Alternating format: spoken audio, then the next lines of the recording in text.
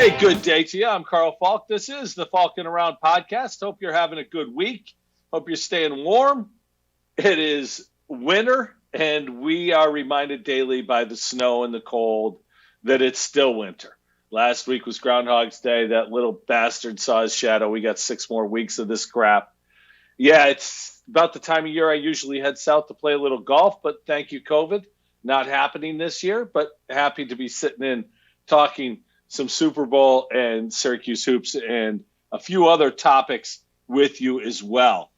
You know, it's funny. The Super Bowl came and went on Sunday, and most of us wish it just went away because it was a boring game. And in Western New York, seeing Tom Brady hoist another trophy wasn't exactly the most pleasurable sighting we've had in a long time. But pretty amazing that the NFL powered through this season and got the season in. If you think about it, the way this season started, the uncertainty, there were times they've got to put an extra week in, they got to push things back. The NFL stayed the course, and because they stayed the course, they were able to get this season in on time, and I think it deserves a lot of credit. I don't know if it was always the right decision that they made, but in the end, the decisions worked out, and there's no denying the best team won the Super Bowl. And, you know, before we talk a ton about what happened, to me, the biggest part of the game was the defensive side of the ball for Tampa. And these two teams, Tampa and Kansas City, had played earlier in the season, and Tyreek Hill torched them. I believe it was 273 yards in the first half of that game and 3 touchdowns. Credit to Todd Bowles, because he looked at the film of that, dissected what went wrong and what they did, came up with a game plan, and it worked. And, you know, if you look at what the Buffalo Bills had done earlier in the season and gotten torched on the ground by the Kansas City Chiefs, they totally changed things up and got torched through the air. The adjustments that Todd Bowles made were essentially to do what Buffalo did the first time. But what Kansas City couldn't do this time was stop the pass rush of Tampa Bay. Buffalo, I think, had the right approach game one, kept them in the game, dared Kansas City to run. They did. Clyde Edwards-Helaire had his biggest game as a pro in that game. But Buffalo was in that game. They weren't blown out of that game. They were in possession of the ball in a one-score game late. That's giving yourself a chance to win. I thought that what Todd Bowles did is what Sean McDermott and Leslie Frazier should have done. They had the right approach game one. They just didn't completely execute it. Game two was an awful approach. I thought it was a terrible, terrible game plan by McDermott and Frazier. So the Buccaneers, their defensive staff, led by Todd Bowles, who I think will get another head coaching job and deserves another head coaching job, did a great job in this one and gave the Bucs the opportunity to win this game. Going into the game, the more I thought about it through the week, the more I thought about the injury to Eric Fisher, the right tackle for the Chiefs, the more I thought that the front four with Shaq Barrett and Vita Vea coming back, having Sue up there, and of course JPP playing with the intensity that he has. Crazy stat to come out of that Super Bowl. JPP now has never lost a playoff game. He's 8-0 career in the playoffs. It's one of those, wait, what? Yeah, Jason Pierre-Paul has never lost a playoff game. Crazy. But I thought that front four could create some pressure. My question was, could the back end hold up? And we talked about it last week in the podcast. And Antoine Winfield Jr., was he going to be healthy enough to play? Jordan Whitehead, was he going to be good to go? These two safeties were going to be a key role in this game, whether coming up to stop the run or doubling on Hill and Kelsey. And, you know, it's funny, as you look at the stats, the fact that Travis Kelsey had 10 catches for 133 yards, I was shocked by that. That was one of those stats I was like, really? 10 catches? When? And it just shows how much was done late. the stat that came out of this game that I thought was the most telling was that Patrick Mahomes had to run 497 yards before releasing the ball on passes. Patrick Mahomes, I didn't think played a great game, and I don't think anyone could have played a great game in that stretch. But I thought he battled his ass off, and I think that's all you ask of a football player. Go out there and give everything you have. He made some throws from some angles that I thought were spectacular. I also thought there were times he held the ball way too long. And because of that, the Bucs were able to get home, get hits on him, force bad throws. It's not all on Patrick Mahomes, but some of it lays at its feet. Eric Bieniemy and Andy Reid, I think their lack of ability to adjust was shown in this game. And I don't know if it's Bieniemy or Reid or both, whoever had a bad game on Sunday. This was a bad game. It was a bad play call game. They were dared to run the football. They were given the opportunity to run the football, yet they chose not to. And if you think they couldn't have, Clyde Edwards-Helaire had 9 carries for 64 yards. Almost 7 yards a carry. It's over 7 yards a carry. It's crazy to think that you're going to be given a chance to run the ball. You do so, you have success, but you choose not to go with it. Is that stubbornness, arrogance, or just sticking to what you thought was going to work going into the game? They, in my opinion, game plan for the same type of defense that they saw in the regular season. And when that wasn't there, they didn't make an adjustment. And again, I don't know if it's Andy Reid. I don't know if it's Eric Bieniemy. A lot of people in the media and, of course, the fans, very upset that this guy hasn't gotten a head coaching job. And I think a lot of that has to do with the fact that there are so few African-American coaches right now in the NFL. And Bieniemy seems to be a hot assistant who happens to be African-American as well. And I think they're, in the media anyway, in the fans, there's a correlation there. And I don't know if there is or not. It's 2021. I really hope there isn't.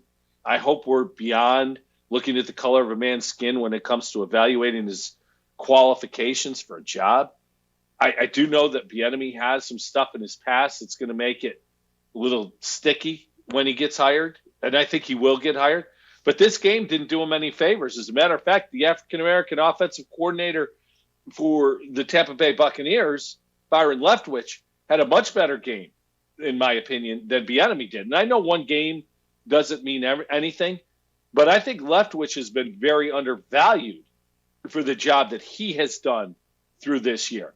I think the other thing you need to look at when you look at Tampa is how well they've drafted as of late.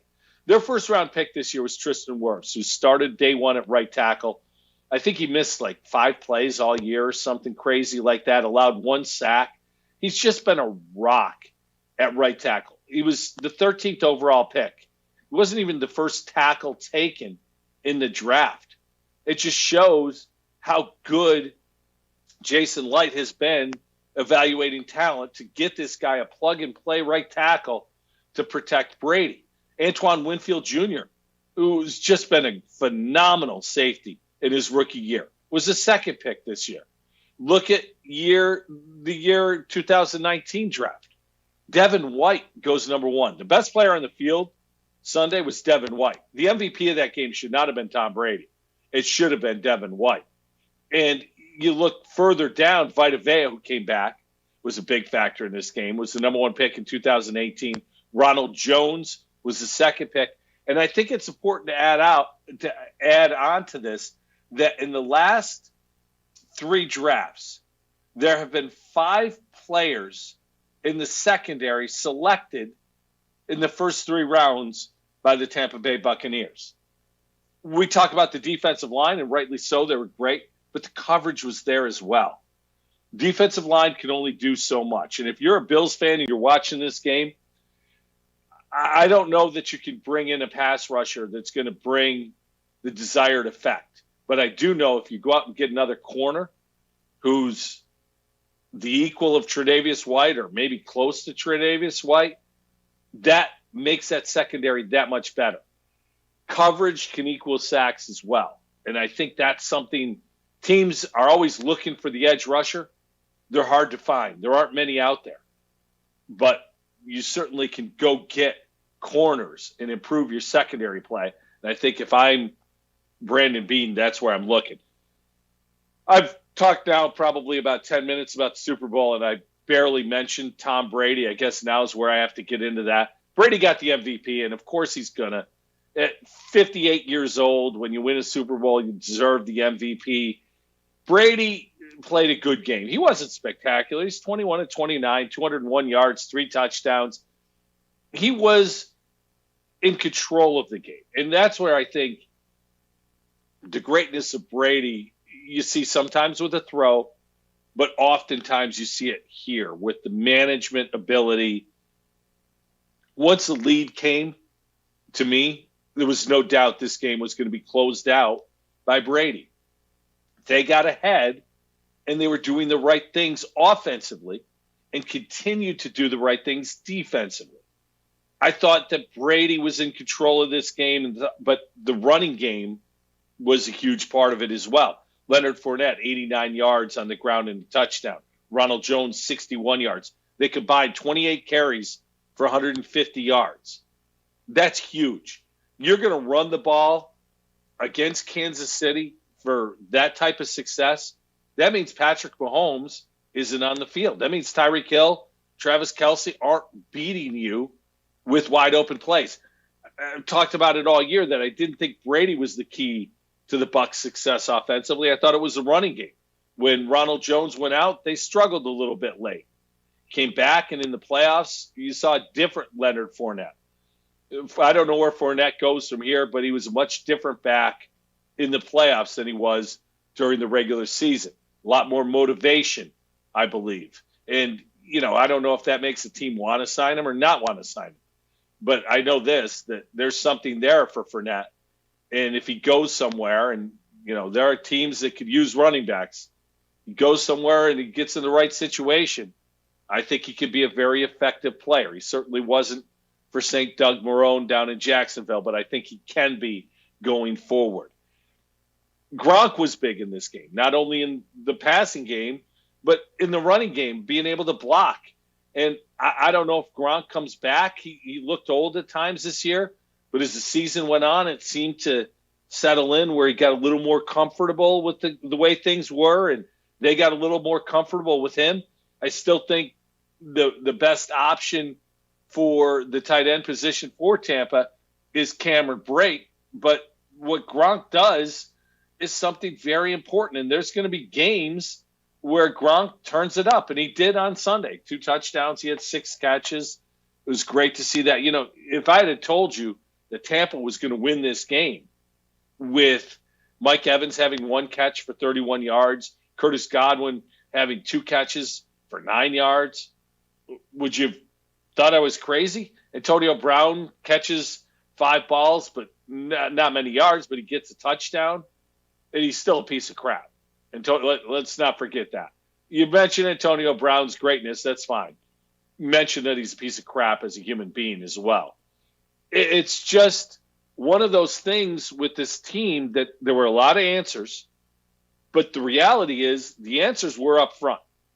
The Bucs offensive line, led by Hobart grad Ali Marpat, what a great local tie that is. D3 kid goes to school in Geneva and ends up being a Super Bowl champion after being an unlikely second-round pick. Just love to see that. And you watch the way they controlled the Chiefs and got into Chris Jones. No doubt in my mind they saw on film from the Bills game that Chris Jones can be encouraged to do things that he shouldn't do. It was certainly worth the shot to try to bait them. So there were a lot of elements to this game, and, we could talk about statistics and all that. One other element of this game, and I got to throw this out there before going much further, was the officiating. And look, the officials didn't decide this game. This game was decided because the best team on Sunday won that game. The best team was the Tampa Bay Buccaneers. But this game was officiated differently. There were plays in this game that were called pass interference or illegal contact that have not been called all playoffs. And I know the Bucs got a huge call against the Packers. That's an easy call. When you're grabbing a guy's jersey when he's running across the middle, it's a flag that needs to be thrown 100 out of 100 times. It's too obvious. It's too much of an advantage or creates a disadvantage, however you want to look at it. It just can't happen, and you can't allow it. And so for the people that are on the conspiracy theory, I'm not down with you. However, Al Riveron and his crew, this is now the second time in 3 years they've done this, where they have decided to officiate a Super Bowl differently. Remember the Philly Super Bowl a couple years ago? How all of a sudden Wendell Smallwood, I believe it was, in the back of the end zone, the ball may have moved, but they rule it a touchdown anyway. Where all season long, when looking on film at things like that, it was ruled incomplete. Yeah, this is another adjustment by the NFL league office, and not in a good way, that they're going to make themselves officiate the game the way they think it should for the biggest game of the year. And I think that's a bunch of bullshit. You call the games the same way all the way through. And that's consistency. That's letting the players, coaches, and even the officials know what's acceptable and what's not. And when you call the game the same way from game one, and I don't care if you tweak it during the playoffs. You know, you want to say during the playoffs, we're going to let them play a little bit more, a little more grabbing, a little more holding. That's fine. I'm okay with that. It's like playoff hockey. If you're in overtime of playoff hockey, there's not going to be a penalty. It's understood. Play through everything, boys. Here we go. Players know what to expect. In this case, you had the playoffs officiated one way. You get to the biggest game of the year, and it's officiated another way. And I personally don't think that's something that should ever be done in sports. You're having the greatest impact of the game, officiating-wise, in the biggest game of the year. It just makes no sense. It's counterintuitive. I really don't know why Al Riveron and his staff decided this was the way to go, but they did. So, therefore, the game was penalized heavily in Kansas City, who got away with a whole lot of stuff early on against Buffalo and likewise against Cleveland as far as clutching and grabbing. They didn't get away with it on Tampa. And, you know, you look at the penalties, 11 for 120 yards versus 4 for 39 yards. It's tough to say that's not a factor. Again, I don't think ultimately it had a lot to do with this game. The best team won the game. That, like it or hate it, was Tom Brady's Tampa Bay Buccaneers. But the reality is the NFL, again, had a terrible decision going into the game. And whether they translated that to the crew or the crew did that on their own, Carl Cheffers was the referee and his crew. I do not like it. And there's stupid plays. When McCall Hardman lines up offsides on a field goal, gives a first down, it's just a bonehead play. That's not the referee's fault. That's you being stupid and not knowing where to line up. You can't blame the refs for that one. So it's not all the referees, but again, I just don't like changing the way you're refereeing games as the season is in progress. It just doesn't set well with me, and I think the league and Al Riveron specifically need to stop doing this. And, you know, if Riveron keeps his job, and I'm never in favor of anyone losing a job, I just don't think he's in the right position to head NFL officiating, and I've said it many times. I hope they get him somebody to work with that we shouldn't be talking about this. There's no reason for us to be discussing officiating in a game that was a blowout. But yet we are, because it was a factor early on in this game. Switch gears, talk Syracuse basketball. And, man, It's not a pleasant conversation these days, is it, when we talk Syracuse basketball? Rewatched the Clemson game last night. And for that, I don't know what to say about myself other than I must, at some deep level, really despise myself to force me to sit through that again. I don't know how Jim Boeheim sits through these film sessions and breaks things down. The crazy thing is, what I came away with was it's Groundhog Day. It's the same thing over and over again. It's the lack of interior defense. It's the lack of execution on offense and ball movement, player movement. And because of that, a lot of quick three-point shots, not very good three-point shots. It ended up amounting to one of the worst halves of basketball I've ever seen a Syracuse team play. Think about that statement.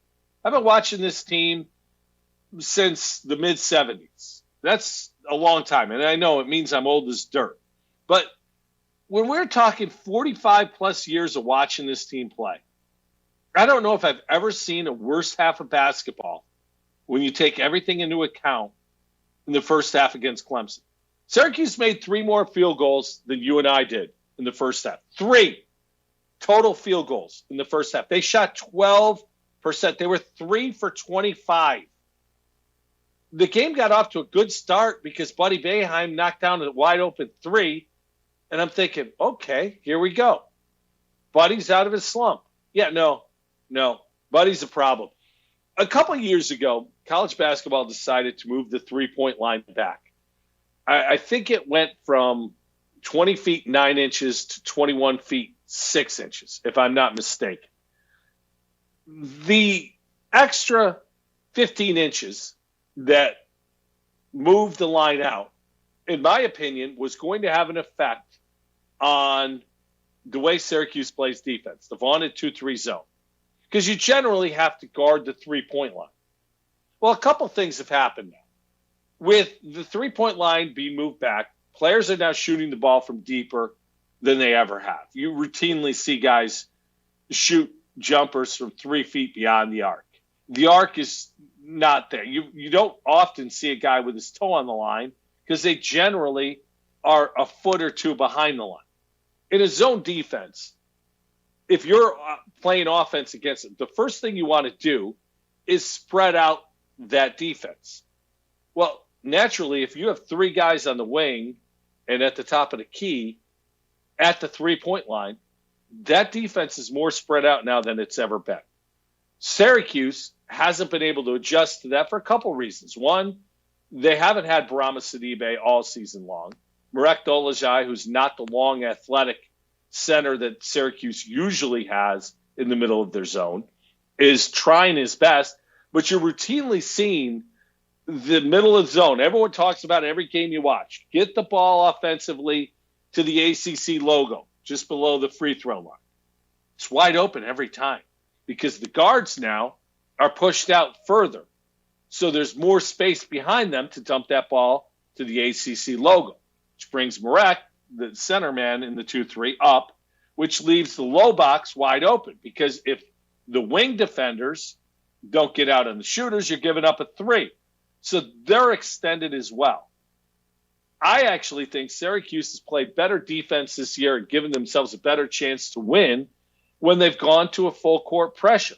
Yes, they've given some easy looks up, but it also creates a tempo of which they play better offense. This is a team that doesn't move the ball well offensively.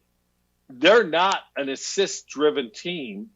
They're a get my own shot sort of team. And it's not working, frankly. It is not working. What is going on has been going on all season long. When they're out-rebounded, they lose. Well, Saturday against Clemson, they were out-rebounded 42-27. You're out-rebounded that badly, you're not going to win basketball games. Barama Sidibe played his first game since the first game, and he's not close to being back. His stat line was awful, and if you watched him, his rustiness was even more apparent. There were a couple times he caught the ball in a dump down where he could simply go up with a quick little baby hook. It's a bunny. It's got to be a basket every time. It didn't happen because he wasn't ready. He wasn't in rhythm, and he took himself out of the play. Brema, I believe, will get better as the season goes along. He played 11 minutes. He had 4 fouls. He didn't have a rebound in 11 minutes. Didn't have a rebound in 11 minutes. Think about that. Marek Dolezaj, the other center, in 37 minutes had 4. So your 2 guys who played the 5 combined for 48 minutes and 4 rebounds. Think that's a problem? Because I do. Syracuse recruits the same type of players year in, year out. Long athletic wings that fit the zone. They like long guards who are combo guards who fit the zone. And the 5 is not a stretch 5 ever. A 5 is a guy who's long and athletic and can play the middle of the zone. Think of the players on this roster who play the 5 position.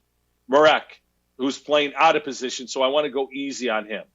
But he's long, he's fairly athletic, but he's got 0 bulk to him. Brahma Sidibe, long and athletic, very little bulk. They've got 2 young kids, Jean-Paul Jacques and the kid from the Netherlands, who are both very long and athletic, but they're also incredibly undersized physically. They do have a kid, Frank Aslam, who's got some size and could potentially be somebody that they turn to with some size. But again, this is Jim Boeheim's ideology for building a team. This is the center position I want. This is who I want. And, you know, I always point this out. And I remember when this happened, I thought it was a big deal. And I was on radio and people thought I was overreacting. A few years back, there was a kid who was not going to be a 5-star, but a developmental center project that Syracuse got out-recruited by Mark Schmidt in St. Bonaventure. Bonnies are having a hell of a year down in Olean. They're having an excellent season. You know one of the best players on that team is? Osin Osuniye, who's the center that the Bonnies out-recruited Syracuse for. To me, that was a signaling of things. When St. Bonaventure's out-recruiting Syracuse for a player, that's a problem. And Boeheim's recruiting has suffered greatly. They've got good players on this team. They don't have a great player. They don't have a really good player. I think Quincy Guerrier can be. He'll likely leave the program before he does become that really good player. I think Kadari Richmond could be, and same with him. I see him as a Michael Carter-Williams type player. Kadari Richmond actually played pretty well on Saturday. He didn't finish a whole lot, but he had 6 steals and 5 rebounds to go along with his 3 assists. Something that happened in this game that I thought was a good thing was Joe Girard saying, screw it. And I don't mean literally. Girard has been on a short leash. He hasn't played well. He hasn't shot well at all. And it's funny, coming out of Glens Falls, we all know the story. But the one thing I was sure that Joe Girard would be able to do was shoot it. The one thing I think he's really struggled with in his time at Syracuse has been shooting the basketball. If he shoots it the way I think he can, we're not talking about Joe Girard the way we do talk about it. But in the second half of this game, after getting yanked, he started taking the ball inside and pulling up and hitting short little jumpers. The thing about Girard that we forget, he wasn't just a shooter at Glens Falls, he was a scorer. Yes, he's vertically challenged. Yes, he's not a great athlete to go against a lot of guys. But a lot of times that doesn't matter because you've got an innate ability to get your shot off. In the second half, he took it in the lane and he did things with it. And I hope that continues to translate going further because it's been a while now that when teams go tight man-to-man, Girard somewhat disappears. On Saturday, he took it at that tight man-to-man, and it was effective. He got to the lane a little bit, did miss 2 free throws, which shows how off his shot is right now. But he did things that you need to do. Buddy Boeheim's a problem, and not in a good way. Not like the kids say he's a problem. This is like the old guys like me say he's a problem. It's not just his shot. The shot needs to go. He's 3 of 13 on Saturday, and I said he hit the first shot of the game. It appears as though the confidence has gone from Buddy Boeheim. He had a great first half a couple weeks ago, and I thought that would bring it back, and it hasn't. It's almost like he doesn't feel he's going to make every shot he takes the way he did last year. And when you're a shooter and you think you're going to make every shot, well, you might not make them all, but you certainly get the good release that, and if you've got a good release like Buddy has, Buddy's got a great release. That ball's going to go in more often than it's not. It's the confidence with him, and I don't know how you get it going. A lot of this, to me, calls for Jim Boeheim to step in and do something that he won't do. Jim Boeheim's not going to adjust. He's 76 years old. He's won 1,100 games. He knows more about basketball than we all do combined, and he'll be the first to tell you that. And if you want to try something different, he'll be the first to tell you, go get your own team and try it on that. But I think it's time Jim Boeheim makes an adjustment. And I think it involves playing more guys, which he won't do, and playing more up-tempo and creating full-court basketball. He's got a team that lends itself to that style of play. You've tried your way, and your way's not working. Try the other way and see if that's going to work any better. I mean, he's been more open to the press at times this year, but I think he needs to go press quite a bit. And the other thing I would do is this. I would start with Brahma Sidibe in the middle. And when he's physically ready, and I don't think he is yet, make him a starter. Move Marek to the 4 and Quincy Guerrier to the 3. That improves your rebounding, in my opinion, right there. It also improves your interior defense. So we've made strides there. Now you look at the backcourt. Well, that means that there's 3 guys for 2 spots. Alan Griffin, Joe Girard, and Buddy Boeheim. One of them would not start. Well, I would go with 2 of them shouldn't start because I do think Kadari Richmond should get the start. So I'm looking at 4 guys for 2 spots. I start Kadari at the 1, and I don't care who you start at the 2, whether it's Buddy Boeheim, Joe Girard III, or Alan Griffin. But I think you need to change things up because if you go up-tempo, Kadari Richmond's got to be your point guard. He's the one who can do that. And Griffin, Boeheim, and Girard are all guys who can run and fill in different ways or pull up at the 3 line and get a shot off. So there are a lot of things that you can do to make adjustments. I don't think Jim Boeheim's willing to do it. I frankly know he won't do it. But something, if you want to salvage this season, SU's 10-6, they're 4-5 in the ACC. They're not even on the bubble right now. They've got to get on a winning streak almost immediately. They've got 7 games left on their schedule. I think they got to get to 15 wins to get a look at the bubble. NC State tonight on the road is going to be a tough game. We saw NC State a couple weeks ago in the Dome playing without a couple guys. One of those guys is going to be back tonight. This is going to be a tough game. But Syracuse needs to show they can win on the road. Saturday, they play BC. Should get a win there. They go on the road next week to Louisville. They could beat Louisville, but I don't see them beating them on the road. This isn't a typical Louisville team. They come home to Notre Dame. That's got to be a win. Notre Dame's having a down year. They play at Duke. If you're ever going to win in Cameron, this is the year you're going to go down there and get a win. Got to get that win as well. At Georgia Tech and Carolina at home finish the season. I think they can play with Carolina. I don't think they can beat Georgia Tech on the road. I'm looking at 3 or 4 wins, best case scenario the rest of the year. That means this is not a tournament team yet again. And again, I'm sorry, it falls at the Hall of Famer's feet because he hasn't recruited well enough.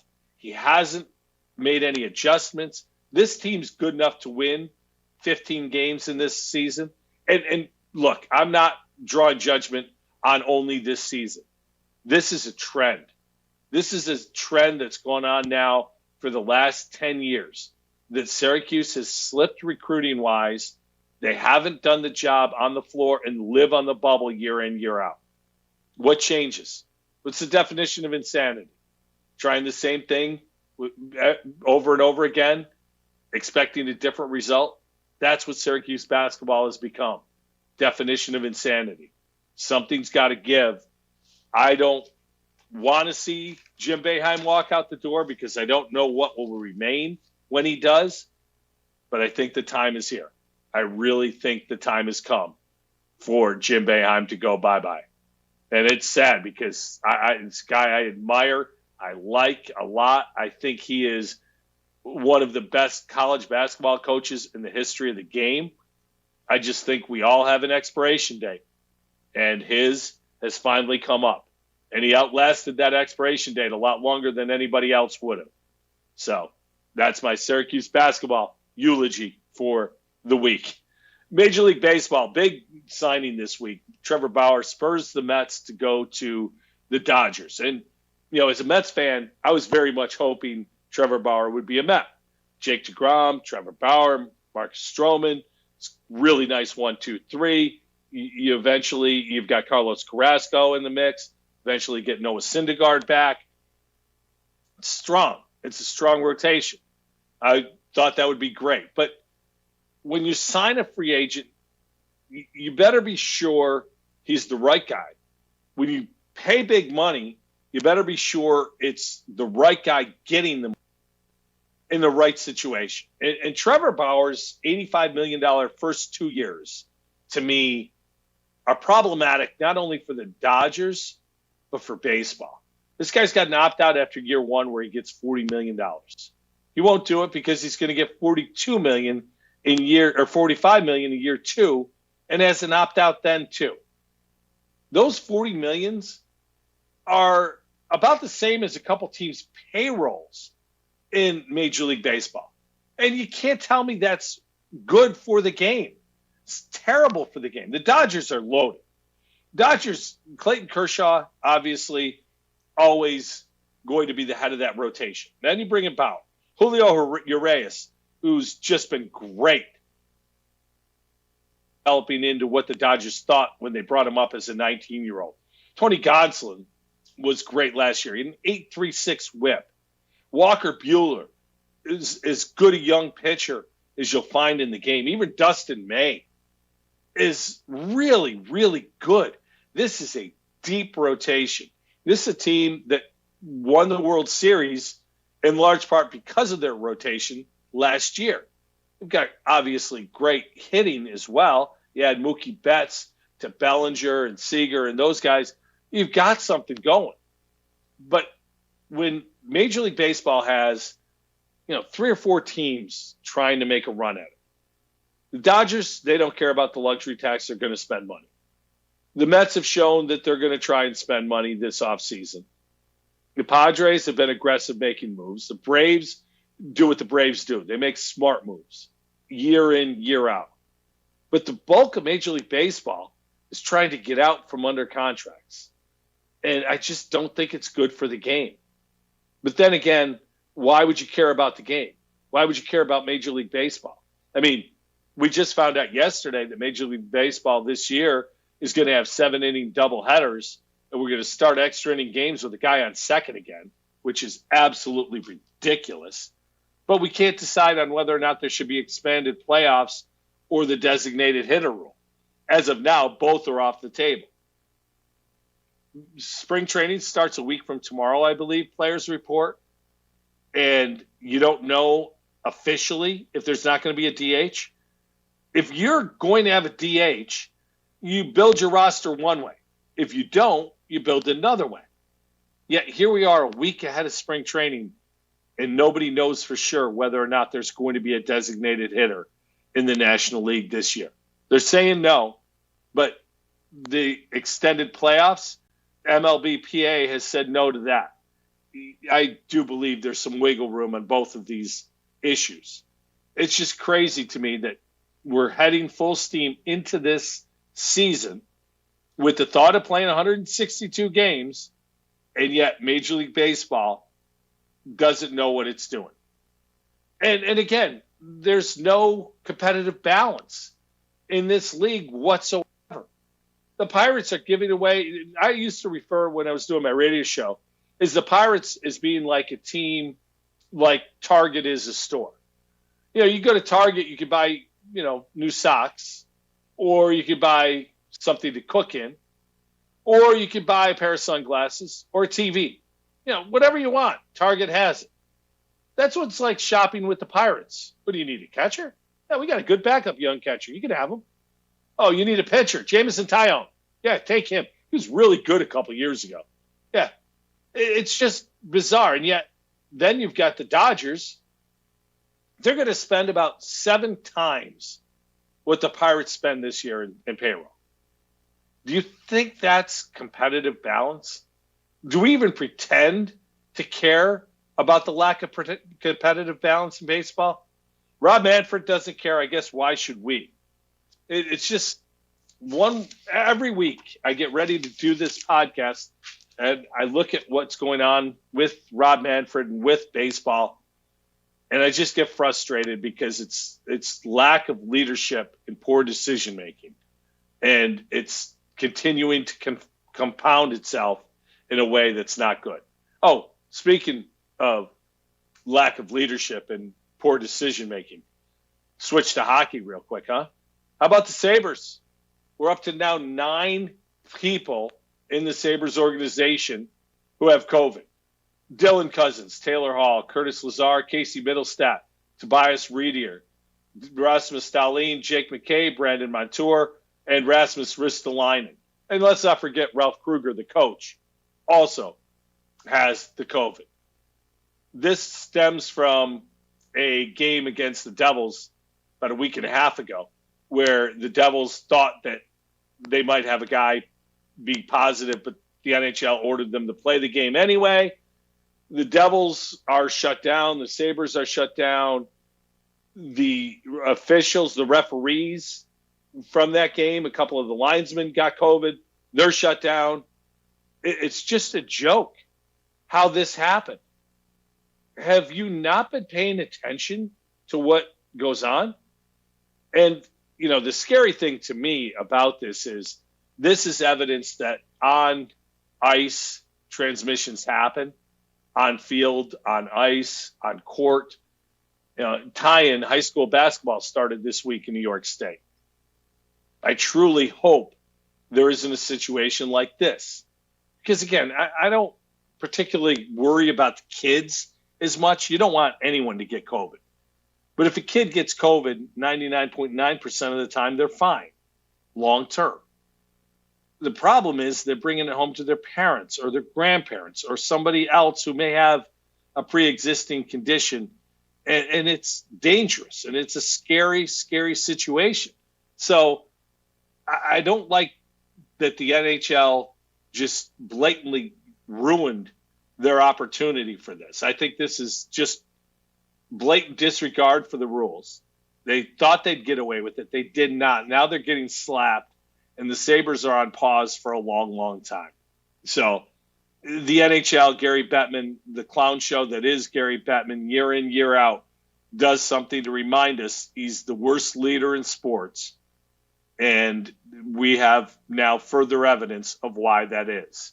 Hopefully all those guys I mentioned get healthy quick and the Sabres can get back on ice. But this was just an abysmal decision by the NHL to allow this to happen. And I'm not saying they made it happen. They let it happen. That's almost worse. I mentioned high school hoops are back. And, again, it scares me a little bit because you got so many young people playing. And I don't know that the young people are going to be able to safely pull this season off.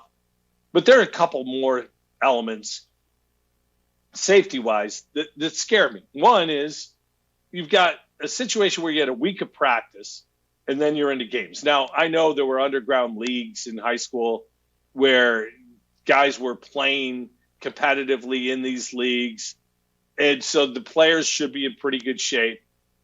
But let's just not pretend that a week of practice is okay. It's going to work out. There's going to be problems. I just hope no injuries as a result of lack of conditioning. I hope that doesn't happen. I hope that the COVID thing is able to be held in check. I don't know if some high schools are letting fans in, some are not. I don't know how that works.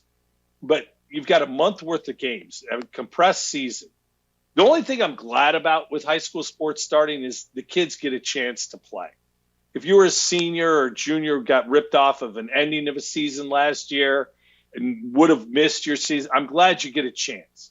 I just hope it can be done safely.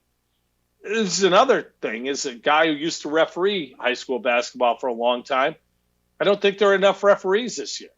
And the guys that are refereeing, I don't know how good a shape they're going to be in, because there hasn't been those leagues that you can work yourself up to get ready to go out there and officiate.